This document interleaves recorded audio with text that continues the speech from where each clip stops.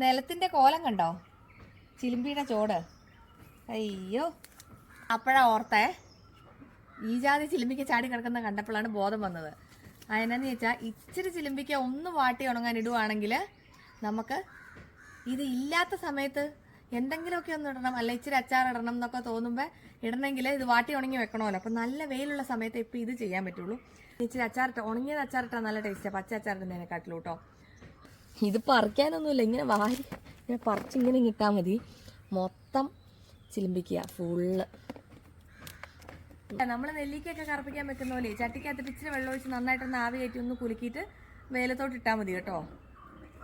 അപ്പം നമ്മൾ ചുമ്മാ വെള്ളം ഒന്നും ഒഴിക്കണ്ട കേട്ടോ. ഈ ചട്ടിക്കകത്തോട്ട് ഇത് ചിലിമ്പിക്കായിട്ടിട്ട് ഇച്ചിരി ഉപ്പ് ഇട്ട് കൊടുത്തിട്ട് നമ്മൾ അടുപ്പിലോട്ട് വെക്കും.